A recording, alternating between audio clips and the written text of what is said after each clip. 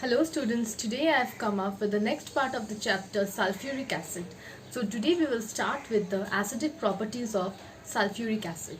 So at first we will know that how sulfuric acid shows acidic properties. Let's start with it.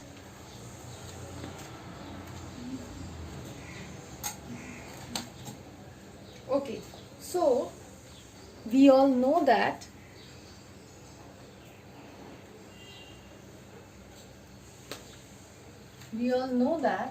sulfuric acid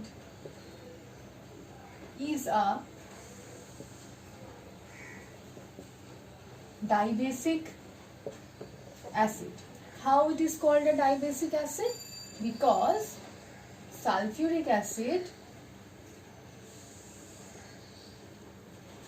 dissociates in water to form two hydronium ions along with that sulfate. Due to the formation of two hydronium ions, it is known as dibasic acid. Why? Because its basicity is equal to 2. Okay, so as we know that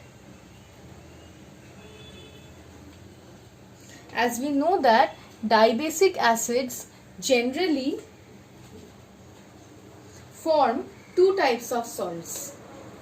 Dibasic acids generally form two types of salts. One is the normal salt and the other is the acid salt. So let's see that how it forms normal salt and how it forms acid salt. So let us take NaOH. Sodium hydroxide reacts with sulfuric acid. This is less amount of sodium hydroxide reacts with sulfuric acid to give, for normal salt, excess sodium hydroxide reacts with sulfuric acid to form sodium sulfate and along with that water. Okay, and in case of acid salt, insufficient or less amount of sodium hydroxide reacts with sulfuric acid, resulting in the formation of sodium bisulfate or sodium hydrogen sulfate, which is an acid salt. So we all know that it does not have any replaceable H plus ions, so it is a normal salt and it contains replaceable hydrogen ions, so it is an acid salt. So this is how sulfuric acid forms normal salt as well as acid salt.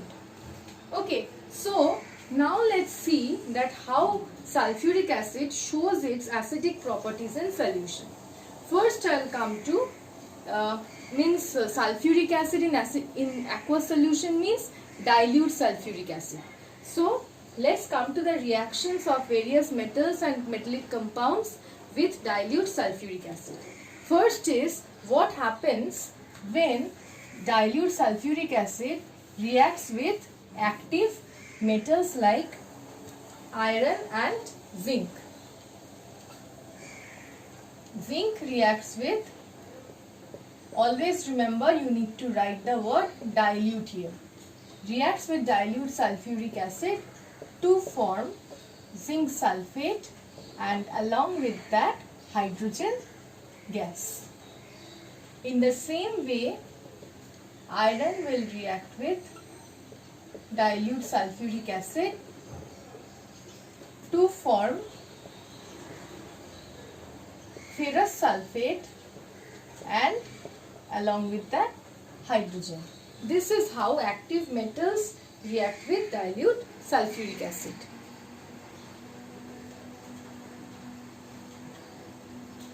Now I'll come to the next reaction. How bases react with sulfuric acid. Let's see how bases react with sulfuric acid. I am taking sodium oxide. Sodium oxide reacts with dilute sulfuric acid, always write dilute, to form sodium sulfate and along with that water.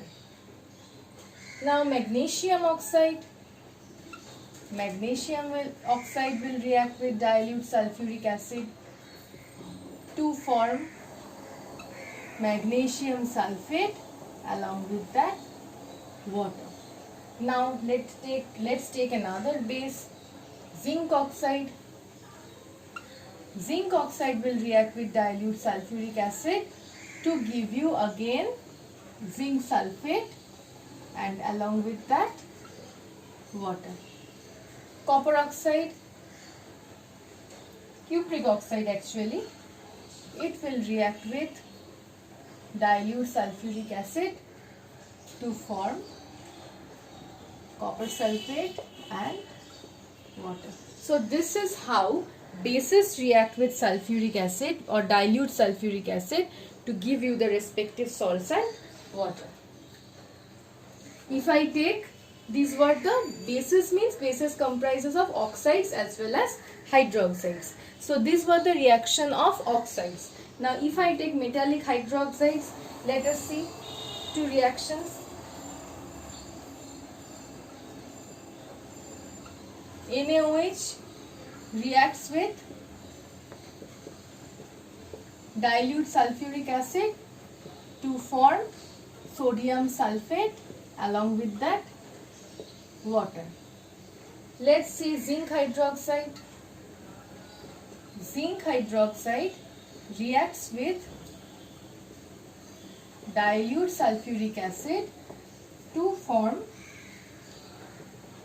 zinc sulfate and along with that water. I have balanced all together only. Okay. So this is how the metallic hydroxides react with dilute sulfuric acid to give you the respective sulfates and water. Now let's see the reaction of metallic carbonates.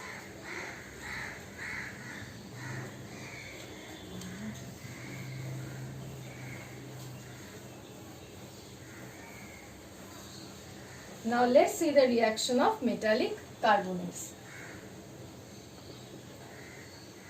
Sodium carbonate. Sodium carbonate reacts with dilute sulfuric acid to give you sodium sulfate, along with that water and carbon dioxide. Copper carbonate, cupric carbonate reacts with dilute sulfuric acid to give copper sulfate, water and carbon dioxide. So this is how the metallic carbonates react with dilute sulfuric acid. Now if we come to the bicarbonates, let's see one reaction. Let's see the reaction of potassium bicarbonate. I am balancing together. Potassium bicarbonate reacts with dilute sulfuric acid to give potassium sulfate, along with that water and carbon dioxide. Okay. And what about now sulfite and bisulfite? Let's see how metallic sulfites and bisulfites react. Here I will just show the reaction of sodium sulfite and sodium bisulfite. So sodium sulfite reacts with dilute sulfuric acid to form sodium sulfate along with water and sulfur dioxide. If I show the reaction with bisulfite, then I am balancing all together. that sodium bisulfite reacts with dilute sulfuric acid to form sodium sulfate, along with that water and sulfur dioxide. In these two reactions, in the last two reactions, don't confuse. You see that here we have sulfite, bisulfite as well as sulfate. Always remember that the salt will be formed by the combination of this metal and the sulfate radical of sulfuric acid. Okay, always metal and the sulfate radical of sulfuric acid, giving you metal sulfates. And this portion will be forming sulfur dioxide. Sulfite portion and bisulfite portion will be forming sulfur dioxide. Okay, so next is the reaction of metallic sulfides. Let's see what happens in the reaction of metallic sulfides. So, I'll take sodium sulfide. It reacts with dilute sulfuric acid to give you sodium sulfate, as along with that hydrogen sulfide. Remember, hydrogen sulfide has a rotten egg smell. If you are asked to show a reaction where you are forming a gas which has a rotten egg smell, then that will be hydrogen sulfide. I'll show another reaction with zinc sulfide. Zinc sulfide reacts with dilute sulfuric acid to form zinc sulfate, and along with that hydrogen sulfide. Okay, so the same reaction of zinc sulfate can be followed with iron sulfide as well. Zinc sulfide and iron sulfide reacts in the same way. Okay, so this is how we can show the acidic properties of sulfuric acid. Okay, now we will come to the point where we will say that sulfuric acid is one of the least volatile acids, or we can say that sulfuric acid is almost non-volatile. Okay, so we can show the reaction of concentrated sulfuric acid with some of the salts and see that what we can get. See, I have told you that sulfuric acid is almost least volatile or almost non-volatile acid. So what does it do? It will react with certain salts in order to displace a volatile acid. We know that HCl and HNO3 are volatile acids. So we can form volatile acids with the help of sulfuric acid by reaction of the sulfuric acid, concentrated sulfuric acid with certain salts. So let's come to those reactions.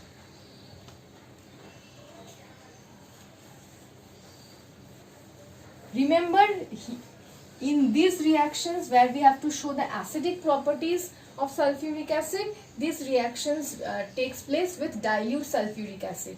But when we are to displace a more volatile acid with the help of sulfuric acid, then we have to use concentrated sulfuric acid. So the first reaction is NaCl reacts with concentrated sulfuric acid at temperatures less than 200 degrees Celsius to give you, or less than 200 degrees Celsius, so it will not give you sulfate but it will give you bisulfate, and along with that you will get HCl. You can see you are getting HCl. It is a volatile acid. Now if we carry out the same reaction with potassium chloride, we will get Again,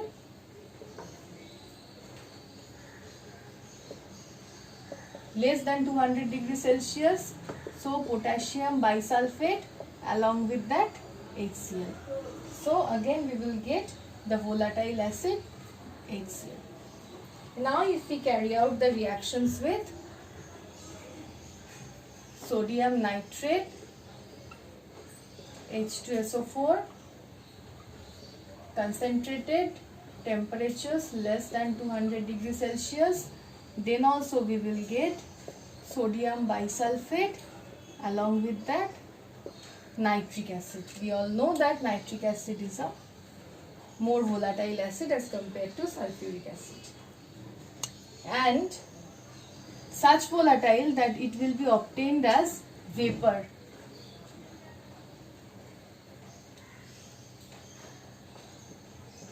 Potassium nitrate reacts with concentrated sulfuric acid at less than 200 degrees Celsius to give you potassium bisulfate plus HNO3 again vapor. Okay, so this is how you will obtain the volatile acids, more volatile acids, sulfuric acid, hydrochloric acid and nitric acid from concentrated sulfuric acid. Okay, so these are basically some of the reactions which I have taught you in this video. From the next video, I'll start with the oxidizing properties of sulfuric acid, followed by the dehydrating properties of sulfuric acid, and then we will conclude the chapter by the tests of sulfuric acid. Thank you.